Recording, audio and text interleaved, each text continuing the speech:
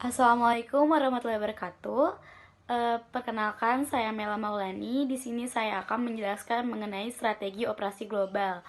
Jadi, strategi operasi global itu ada beberapa macam. Yang pertama ada multi domestic strategi. Apa sih multi domestic strategi? Jadi, strategi multi domestic strategi ini menjelaskan bahwa perusahaan bisa memberikan desentralisasi atau kewenangan kepada perusahaan-perusahaan di bawahnya, atau anak-anak perusahaan bisa berupa waralaba atau jenis yang lainnya. Yang kedua ada strategi internasional atau international strategi. Nah, internasional strategi ini dinilai paling tidak menguntungkan. Mengapa sih internasional strategi paling tidak menguntungkan? Karena tingkat respon lokalnya tuh sangat rendah dan pengangguran biayanya tuh sangat sedikit. Nah, strategi yang ketiga ada transnational strategi. Transnational strategi ini skala ekonomi atau pengetahuan penekanan pada respon kemampuan dasar tidak hanya pada negara asal, tetapi bisa juga di mana saja. Nah, ada juga strategi yang terakhir yaitu global strategi. Jadi, dalam global strategi dia berbeda dengan multi domestic strategi. Jadi, dalam global strategi, perusahaan memberikan sentralisasi yang tinggi, atau dalam kata lain kantor pusat memberikan atau mengkoordinasi pada kantor-kantor cabang lainnya untuk Lalu ada juga yang kedua namanya diferensiasi. Apa sih diferensiasi?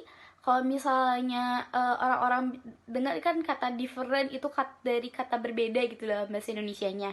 Nah, sama juga dengan diferensiasi. Jadi, diferensiasi itu apa sih yang membedakan produk kita dengan produk pesaing atau pembeda.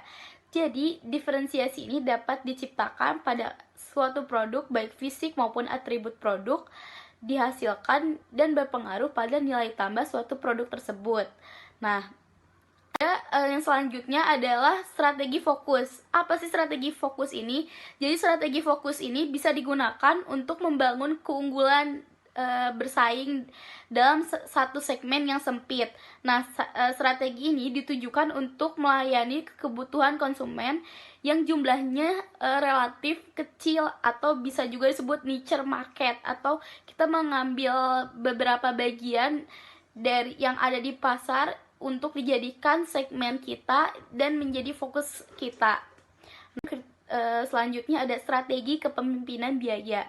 Jadi, strategi kepemimpinan biaya ini bertujuan menawarkan serangkaian produk baik jasa maupun barang kepada konsumen dengan harga serendah mungkin. Nah, ada dua jenis strategi kepemimpinan biaya di sini. Yang pertama ada strategi biaya rendah atau low cost, dan best value atau strategi nilai terbaik. Dalam strategi low cost, jadi menawarkan produk kepada konsumen dengan harga terendah yang ada di pasaran. Lalu ada juga strategi nilai terbaik, ini tuh menawarkan produk dengan nilai atau harga yang terbaik yang ada di pasaran. Nah, ada dua cara bagaimana jika strategi ini agar berhasil. Yang pertama, menjalankan aktivitas-aktivitas rantai produknya dengan mengontrol faktor-faktor yang mungkin mendongkrak nilai produk. Nah, yang kedua juga ada cara memperbaharui nilai perusahaan dan memangkas aktivitas-aktivitas yang tidak efektif. Jadi, kita mengusahakan bagaimana produk tersebut terjual dengan harga terbaik yang ada di pasaran dengan melakukan aktivitas produksi seefektif mungkin. Nah, produk yang terstandarisasi dan terkustomisasi. Apa sih produk yang terstandar dan tercustom ini? Nah, jadi produk yang terstandar dan tercustom ini didefinisikan sebagai standarisasi dulu ya. Jadi standarisasi didefinisikan sebagai proses setting secara umum karakteristik yang beragam dengan tujuan adalah mengendalikan output atau kualitas layanan dan kualitas secara ilmiahnya menjadi sama. Jadi standarisasi itu apabila kita memproduksi produk antara produk A dengan produk yang B memiliki standar yang sama dan dapat diterima oleh masyarakat sehingga tidak mengecewakannya juga. Lalu ada juga produk yang terkustomisasi. produk berbeda dengan yang terstandarisasi. Standarisasi itu nilainya bakal sama antara produk A dengan produk B, sedangkan produk yang terkustomisasi adalah strategi yang diadopsi perusahaan untuk melakukan layanan perbedaan kepada konsumen. Jadi konsumen bisa mengcustom atau memberikan ide atau keinginan mereka yang akan diwujudkan oleh kita berupa produk baik barang maupun jasa. Nah, Finance Sofia Kusuma Mangke. Di sini saya akan menjelaskan yang pertama itu tentang keputusan lokasi. Nah, untuk mencapai sebuah keputusan lokasi, sebuah perusahaan harus benar-benar mempertimbangkan isu-isu yang berkaitan dengan yang pertama negara, produk, juga kebijakan pemerintah, serta isu organisasi. Nah, yang pertama itu ada isu yang berkaitan dengan negara. Isu-isu yang berkaitan negara itu antara lain ada risiko politik yang akan dihadapi, terus juga ketergantungan perusahaan terhadap bahan baku. Jika bahan bakunya nggak ada, berarti perusahaan tersebut tidak bisa beroperasi, dan juga lokasi pasar, karena produk yang telah dibuat harus dapat diserap oleh pasar agar keberlangsungan perusahaan tetap terjamin. Terus ketersediaan tenaga kerja, karena unsur-unsur ini penting banget untuk berjalannya perusahaan. Terus ada permasalahan budaya dan ekonomi, termasuk juga budaya korupsi. Nah, ini bisa menghambat berjalannya keberlangsungannya perusahaan. Terus juga resiko nilai tukar mata uang, karena mata uang dari suatu negara yang sangat fluktuatif ini sangat berdampak bagi kegiatan bisnis. Yang kedua ini ada isu yang berkaitan dengan produk. Nah, diantaranya itu kita bisa lihat ada iklim ketenaga kerjaan yang baik yang mencakup kondisi tingkat upah, kebutuhan pelatihan, sikap terhadap pekerja, terus produktivitas tenaga kerja, dan juga kekuatan serikat kerja. Yang kedua juga ada kualitas kehidupan. Nah, kualitas kehidupan ini mencakup kualitas pendidikan dan sekolah yang baik. Yang ketiga ada juga kedekatan dengan pasar. Nah, hal ini dipertimbangkan oleh sebuah perusahaan untuk memproduksi barang-barang yang berukuran besar dan juga mempunyai biaya transportasi yang relatif tinggi. Terus yang terakhir juga ada kedekatan dengan pemasok dan sumber daya. Hal ini dipertimbangkan juga untuk bahan baku dalam jumlah besar dan juga tahan lama.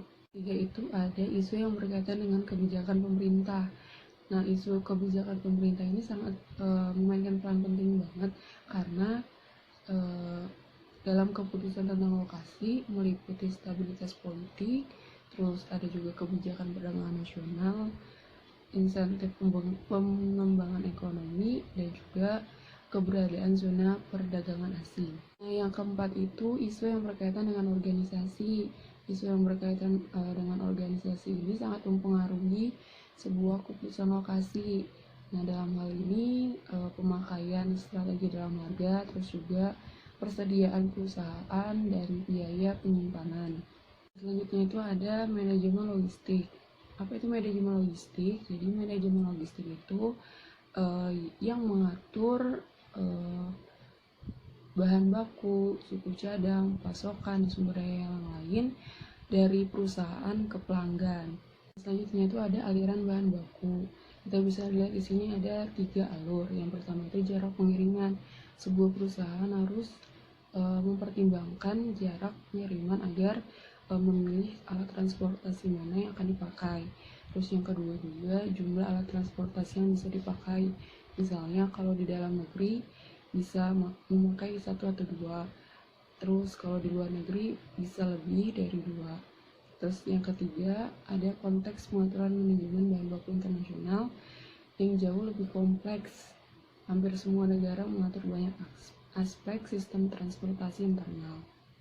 Yang selanjutnya itu ada pemilihan transportasi. Nah, untuk pemilihan alat transportasi ini juga sangat penting ya untuk dipertimbangkan oleh sebuah perusahaan, terutama untuk pengiriman sebuah barang. Nah, perusahaan harus mempertimbangkan alat transportasi mana yang cepat untuk untuk pengiriman dari satu tempat ke tempat yang lainnya, terus jaraknya, terus kecepatan sebuah transportasi tersebut berapa lama, hingga sampai tujuan. Jadi harus dipertimbangkan oleh sebuah perusahaan dalam pemilihan transportasi. Selanjutnya itu ada jumlah persediaan. Kita tahu ya, persediaan itu merupakan bahan-bahan atau barang serta aset yang dimiliki oleh perusahaan. Terus juga jenis-jenis persediaannya itu kita bisa lihat di sini ada persediaan bahan mentah, terus juga persediaan komponen, persediaan barang dalam proses, persediaan barang jadi, dan juga persediaan supplies. Ada alasan perlunya penyelenggaraan persediaan atau inventory. Yang pertama, kesulitan memprediksi tingkat penjualan dan waktu produksi. Terus yang kedua itu karena beberapa item barang memiliki permintaan yang bersifat esensial atau promosi, menjadi sulit untuk didapatkan. Nah, yang ketiga, mendapatkan manfaat dari economic of scale dalam produksi dan pembelian. Keempat, ada jarak dan waktu yang diperlukan untuk pengadaan barang. Terus yang kelima, ada keterlambatan kedatangan bahan baku yang dipesan, yang mengakibatkan terhentinya pelaksanaan produksi. Ada faktor-faktor yang mempengaruhi persediaan. Nah, ada beberapa faktor yang mempengaruhi persediaan itu, diantaranya kita bisa lihat di sini. Perkiraan pemakaian bahan baku, terus harga bahan baku, biaya persediaan, kebijakan pembelanjaan, terus juga pemakaian bahan, waktu tunggu, model pembelian bahan, persediaan pengamanan, juga pembeli kembali. Selanjutnya ada metode pencatatan persediaan barang dagang. Ada dua. Yang pertama itu pencatatan persediaan barang dagang dengan metode fisik atau periodik. Nah, hal ini menentukan nilai atau harga pokok persediaan barang dagangan di akhir periode yang harus dilakukan perhitungan secara fisik. Terus yang kedua itu ada metode perpetual atau terus-menerus. Nah, metode pencatatan persediaan barang yang dilakukan ketika aliran barang dagangan dapat diikuti secara terus-menerus setiap saat. Selanjutnya itu ada pengemasan.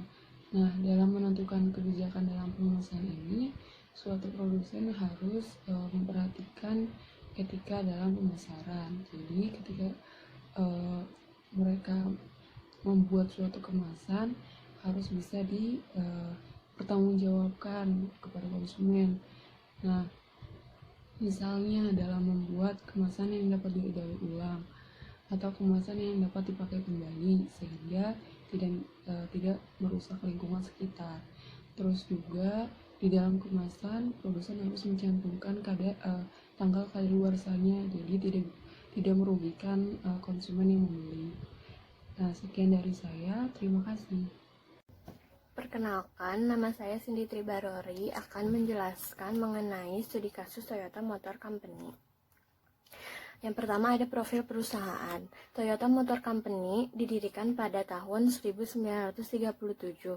Awalnya disebut Toyota Motor Company, yang merujuk pada Toyota Automatic Loanworks selaku perusahaan induk dan nama keluarga Toyota. Untuk mempertegas aspirasi pembuatan mobil dan menjelaskan kepada pihak luar bahwa perusahaan otomotif ini bukanlah bisnis keluarga Toyota, maka Kichiro, anak dari Sakichi Toyoda yang merupakan pendiri Toyota, memperhalus nama perusahaan dari Toyota menjadi Toyota. 70 tahun kemudian, tepatnya pada tahun 2007, Toyota memproduksi dan menjual lebih banyak kendaraan ketimbang General Motors. Menyamai pendapatan penguasa industri mobil global itu dalam 3/4 abad terakhir. Banyak yang mengatakan bahwa Toyota Production System sebagai sumber keberadaan Toyota. Namun yang membentuk tulang punggung TPS yang sesungguhnya adalah sistem produksi tepat waktu. Bentuknya Kichiro yang membawa efisiensi ekonomi ke titik tertinggi dengan memasok komponen yang tepat pada saat yang tepat dan jumlah yang tepat. Dengan menyatukan kuantitas dan kualitas, kini Toyota menjadi target peniruan di antara perusahaan Jepang. Dan bisnis besar seluruh dunia berharap dapat mempertahankan status unggulan dalam jangka panjang seperti Toyota.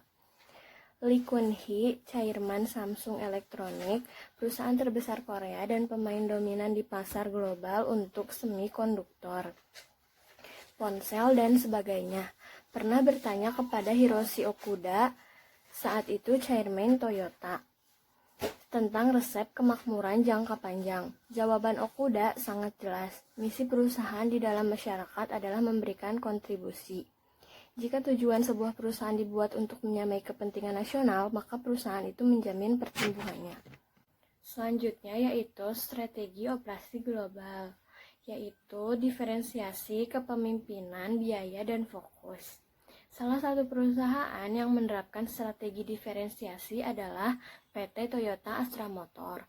PT Toyota Astra Motor merupakan perusahaan joint venture antara PT Astra International, Tbk, saham 50% dengan Toyota Motor Corporation Jepang saham 50%, yang didirikan pada tahun 1971 di Indonesia. Hingga saat ini, PT Toyota Astra Motor masih memainkan peran penting dalam pengembangan industri otomotif di Indonesia. Tingginya minat pelanggan terhadap produk mobil Toyota karena produk ini memiliki harga yang relatif terjangkau dengan desain yang unik serta dengan performa yang luar biasa. Sehingga produk mobil Toyota sudah memiliki nilai tersendiri di mata konsumen, yaitu sebagai produk dengan harga murah dan berkualitas tinggi. Selanjutnya, Toyota membedakan pada beberapa tingkat membentuk pesaing mereka. Yang pertama, Toyota telah sangat berhasil dalam membedakan atas dasar kualitas.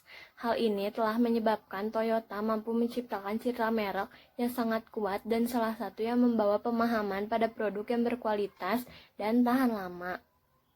Dan yang kedua, Toyota berbeda dalam hal teknologi. Toyota adalah yang pertama berhasil memproduksi mobil hybrid di pasar saat merilis Prius pada tahun 2003. Menjadi yang pertama untuk mendapatkan hybrid, mereka di pasar memungkinkan Toyota untuk mendapatkan sebagian besar pangsa pasar di bidang mobil hibrida. Perkenalkan, nama saya Nisa Kadila. Di sini saya akan menjelaskan materi tentang produk terstandarisasi dan terkustomisasi. Jadi, kasusnya ini terjadi pada tahun 2007 dan 2008. Pada saat itu, Toyota melakukan kustomisasi massal pada salah satu produknya, yaitu Toyota Yaris. Pada saat itu, Toyota Yaris memiliki 3 varian. Yang pertama ada Yaris J, Yaris E, dan Yaris S. Namun, sangat disayangkan pada saat itu Toyota mengalami kegagalan. Kegagalannya ini dikarenakan pada saat itu mereka ingin menerapkan mass customization pada bidang fitur dari mobil Yaris. Nah, apa sih penyebab kegagalannya itu? Yang pertama, tentunya kan jika kita mendengar kata custom ini biasanya berbeda. Nah, tapi pada saat itu Toyota justru tidak memberikan perbedaan yang signifikan di antara 3 varian Yaris tersebut. Jadi di antara Yaris J, E, dan S itu mereka ini memiliki tampilan interior dan eksterior yang sama.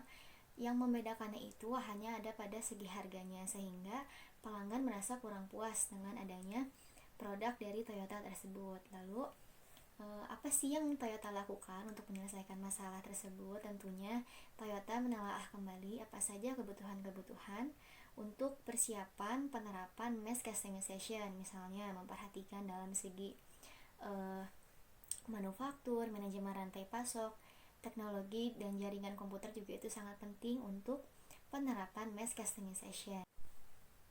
Selanjutnya ada yang dinamakan dengan kompleksivitas manajemen operasional internasional. Di sini saya akan membahas tentang 2 sistem produksi. Yang pertama ada sistem produksi JIT atau Just in Time. Sistem produksi ini merupakan suatu metode untuk menyesuaikan diri terhadap perubahan akibat adanya gangguan dan perubahan dari permintaan.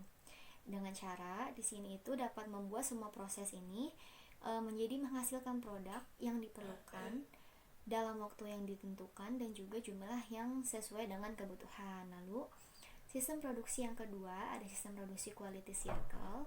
Sistem produksi ini merupakan suatu sistem di mana kelompok kecil dan kelompok yang merupakan pimpinan umum, mereka ini bertemu secara teratur untuk melakukan kegiatan identifikasi dan memecahkan masalah-masalah yang saling berhubungan. Namun pada saat itu, sistem JIT dan sistem quality circle ini masih belum sempurna jika diterapkan pada perusahaan untuk Toyota. Mengapa? Karena pada saat itu Toyota ini sadar bahwa sistem ini kurang pas. Nah, akhirnya Toyota membuat suatu sistem yang terbaru yang disebut dengan TPS atau Toyota Production System. TPS ini merupakan sebuah karya dari seorang ahli mekanik yang bernama Taichi Ohno yang dimulai pada tahun 1950. TPS ini merupakan hasil dari cara berpikir Toyota untuk membuat sebuah mobil dengan kualitas yang lebih baik, harga yang reasonable bagi masyarakat yang luas, dan juga tersedia sesuai dengan permintaan dari customer-nya. Lalu, mengapa sih ada sistem TPS ini? Filosofi dasarnya itu adalah kepuasan dari pelanggan, kualitasnya yang bagus, dan juga tidak boros. Nah, tentunya TPS ini tidak lepas dari beberapa tools atau bagian-bagian. Toolsnya itu diantaranya ada Kanban, Jidoka, dan Multifunction. Nah, apa itu Kanban? Kanban adalah alat untuk mendukung sistem JIT atau Just in Time, yakni alat ini digunakan sebagai alat untuk menjembatani proses sesudah dan proses sebelum dalam full system. Lalu, yang kedua ini ada yang dinamakan dengan Jidoka. Jidoka ini merupakan pemberian otonomi yang lebih besar kepada karyawan ataupun operator untuk melakukan keputusan yang berkaitan dengan aktivitas operasi di bidang kerjanya masing-masing. Nah, Jidoka ini memungkinkan para pekerja di perusahaannya itu untuk membuat sebuah keputusan dan mencari jalan keluarnya masing-masing. Tergantung masalah yang dihadapi, kan berbeda-beda masalahnya. Nah, bentuk otonomi atau pemberian wewenang ini tidak lepas dari eliminasi yang di sana itu ada yang dinamakan dengan 3 aspek don't. Yang pertama itu ada don't accept bad product, jangan menerima produk yang buruk. Yang kedua itu don't make bad product, jangan membuat atau memproduksi produk yang buruk. Dan yang ketiga ada don't deliver bad product. Di sini itu kita sebagai perusahaan janganlah mengirimkan produk yang buruk bagi pelanggan, karena nantinya akan menimbulkan rasa kecewa dan akan menurunkan menurunkan kualitas dari perusahaan tersebut. Assalamualaikum warahmatullahi wabarakatuh. Saya Dwi Ayuska Ningrum akan menjelaskan mengenai studi kasus tentang keputusan lokasi dan manajemen logistik. Nah, yang pertama yang akan saya bahas yaitu mengenai keputusan lokasi terhadap perusahaan Toyota. Jadi, keputusan lokasi itu yang pertama ada isu yang berkaitan dengan negara. Nah, dalam negara ini meliputi sumber daya dan infrastruktur. Nah, di Indonesia ini telah memiliki produksi di bidang otomotif yang cukup besar. Salah satunya yaitu perusahaan Toyota. Dan perusahaan Toyota ini memiliki sumber daya manusia di bidang engineering yang cukup terampil. Dalam pembangunan infrastruktur juga, perusahaan Toyota ini memiliki dampak langsung terhadap Indonesia yang cukup besar, karena peningkatan daya saingnya itu dapat menjadi sebagai modal bagi peningkatan ekspor di Indonesia. Yang kedua, ada isu yang berkaitan dengan produk. Ini meliputi rasio nilai terhadap berat produk. Nah, dalam produksi perusahaan Toyota, dalam prosesnya itu terutama pada area welding atau pengelasan. Ini dilakukan melalui teknologi robot. Dalam pengerjaannya itu sebesar 20% bagiannya memakai robot. Pada fasilitas Karawang, Plant 2 milik TMMIN atau perusahaan Toyota ini, lokasi produksi Toyota Sienta juga dilengkapi dengan teknologi manufaktur terkini. Yang ketiga, isu yang berkaitan dengan pemerintah. Nah, semua agen pemegang merek di tanah air ini, termasuk Toyota, pasti akan mendukung semua kebijakan pemerintah dalam mendorong pertumbuhan industri otomotif nasional. Nah, dalam kesempatan ini, Toyota berkomitmen untuk bekerja sama dengan pemerintah terkait dengan pengembangan kendaraan listrik yang sesuai dengan kondisi di Indonesia saat ini. Nah, Toyota diketahui telah memperkenalkan beberapa jenis kendaraan listrik seperti hybrid, plug-in hybrid, battery EV, dan fuel cell EV. Nah, yang terakhir itu ada isu yang berkaitan dengan organisasi. Nah, dalam organisasi ini, Toyota menjadi salah satu perusahaan yang mampu memberi pengaruh besar dalam bidang perekonomian ASEAN. Jaringannya itu sangat luas, yang membuat perusahaan Toyota sendiri itu terkesan bukan lagi perusahaan milik Jepang, tetapi menjadi perusahaan milik ASEAN karena perusahaan Toyota ini memiliki produksi yang sangat besar di setiap negara yang pernah disinggahinya. Kemudian ada manajemen logistik. Nah, manajemen logistik itu kan dibagi menjadi 4.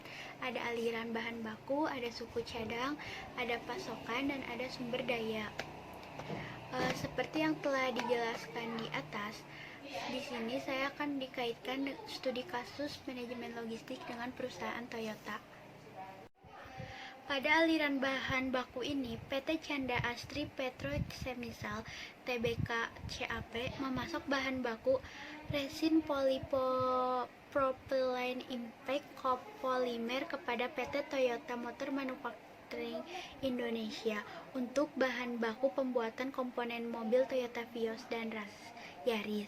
Nah, dalam suku cadang, banyak perusahaan yang khusus menjual untuk melayani pembelian spare part Toyota secara eceran maupun grosir. Mereka juga melayani pembelian parts Toyota di luar produk yang belum tercantum pada katalog website.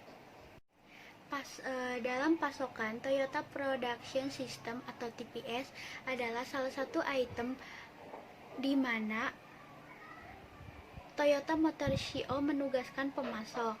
Nah, sistem ini juga dikenal sebagai Kanban sistem dan telah dikenal secara global untuk jumlah persediaan yang kecil dan rasionalisasi menyeluruh. Lalu yang terakhir ada sumber daya. Nah, dalam sumber daya manusia ini, Toyota selalu berusaha untuk selalu meningkatkan kompetensi SDM-nya sendiri yang ada di negara ini. Ini bertujuan untuk menghasilkan produk otomotif yang berkualitas tinggi yang sesuai dengan standar global. Jadi perusahaan Toyota itu mengadakan training terhadap karyawan-karyawannya untuk SDM yang lebih unggul lagi. Sekian dari saya, terima kasih.